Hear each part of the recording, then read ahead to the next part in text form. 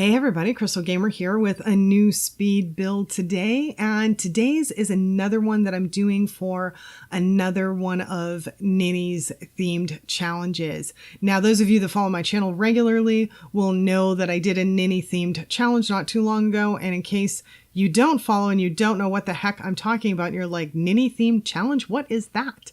Well, there's this girl out on Twitter. Her name is at Ninster00 on Twitter, and she does these different themed challenges.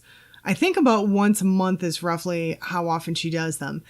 So anyway, I did one of hers recently, and now she put out a new one, and it kind of caught my eye.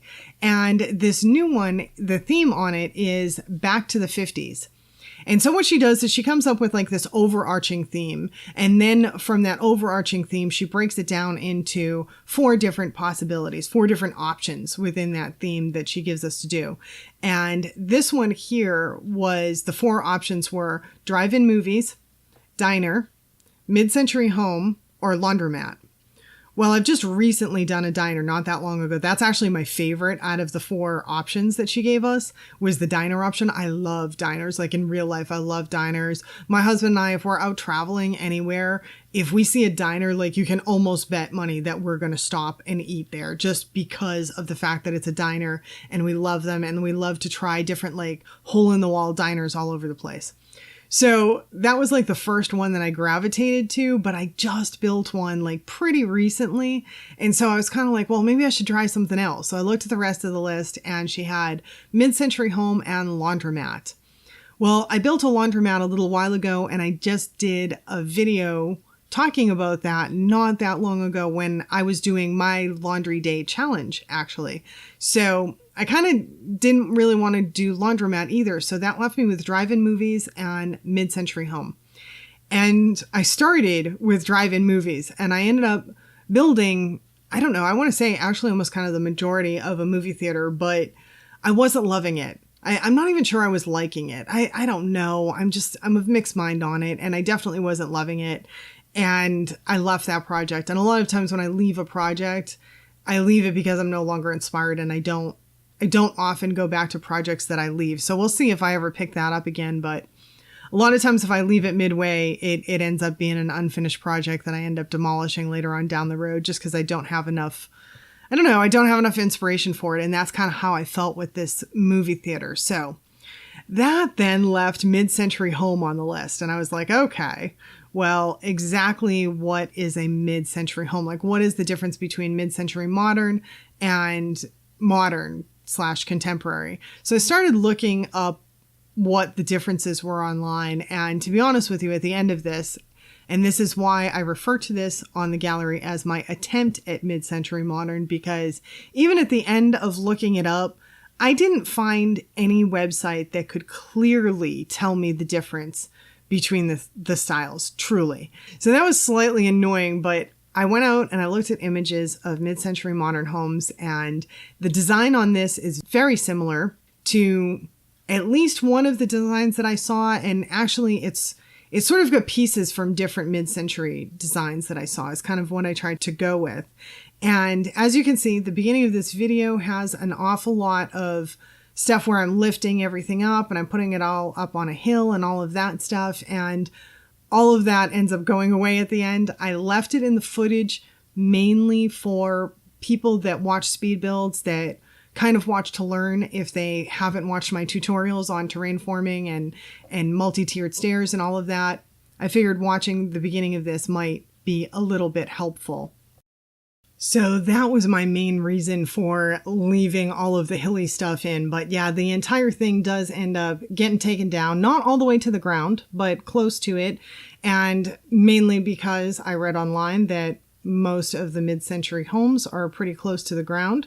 So I did end up taking it down, but I wanted to have a little bit of deck out front, partially because they do talk about mid-century homes having large windows and doing a lot of sort of bringing the outside in or somehow incorporating outside space. Unfortunately, we don't have anything in The Sims that allows us to have kind of like panel doors going across the back. That's something that apparently was kind of common in some of the mid-century homes where they had these huge panel doors going across the back that basically were just big glass slabs that just all opened up, so you could have like the back of the house pretty much completely open if you wanted it to, and so bring in the outdoors in that way. Man, I would love that in real life too, big time.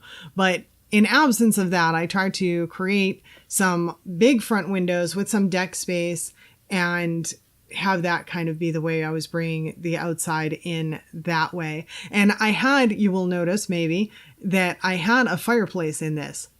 For kind of the longest time up at the front, I had a fireplace, but I looked at other mid-century homes and I didn't see fireplaces like this. And so I just took it out. It didn't, I don't know, it just didn't fit as well for me as I wanted it to. It wasn't fitting in the design. It didn't look right to me. All around, it didn't look right. And so I ended up taking out the fireplace, and I feel it works better without the fireplace. And then the other big footage thing that I left in here to hopefully help people a little bit is the part that I'm starting to work on now, which is the roof. And this was one of the main things that this idea came from. One of the main inspiration points for this whole build was when I was looking up images for mid-century modern homes online, I found one that had this kind of interesting roof with all of these windows in it. And it was sort of like not really a roof but not a roof, and like with the windows like this. And I liked that. And so that was the main inspiration for this build. I said, all right, I'm going to do some kind of roof like this. The only thing was, and I show it all on the film here, I kept it in because I did the thing to create the roof on like shrunken walls or whatever you call half walls. I did the thing to create the roof, and you can see that I put another build there, or another little room there. I moved the roof over and all of that. And I think everything's good, but for some reason, every time I went back and I did some work on the interior, and then I went back to the exterior and I tried to page up, the roof disappeared every single time. So I said, all right, I need to come up with some other solution. I don't like my solution as much as the roof just being there, but unfortunately it wasn't working for me and the roof kept disappearing. So this here was my solution with the tables. They're actually coffee tables, and I use the big square coffee tables. I have some of the big square coffee tables, and then I use some of the long coffee tables for the center part of the roof. So yeah, coffee tables ended up being my big solution to have something up there that looked like a roof, since the game was not allowing me. Well, it let me put a roof up there. It just wouldn't stay visibly. It just kept disappearing, and I don't know why, but yeah. So that was why I went with a different solution for the roof. But I kept that footage in basically just so people can see how it's done. Maybe in your game it doesn't disappear, because you should be able to place a roof on half walls. But yeah, not in my game for some reason. It just didn't want to stay. So had a little change up there and did a little workaround, but I really wanted that roof with the funky windows. If that was one of the things for mid-century type homes, and it was one of the unique things that I found within the mid-century type homes that suited the style, I said, all right, this is the feature, this is the thing I want here, so I need to find a way to do it. And yeah, I tried a few different things until I finally found those coffee tables and found a way to do it. And in keeping with the whole mid-century modern style, I kept with a pretty clean, large, or not large, but pretty clean kind of open floor plan on the first floor. I almost said second floor, but it's actually the first floor. And then we have a basement level. And in the basement level, I did something that I've been thinking about doing for a while. I did a laundry room, which is not what I've been thinking about doing for a while, but I did a laundry room just because it's nice to have one of those sometimes. But something that I've been thinking about and wanting to do for a while was a dance studio. And I decided to put one in this house. So there is a little dance studio in the basement in this house. So the people that own this, the woman that owns this, she runs dance classes for little kids out of this dance studio that's in her basement.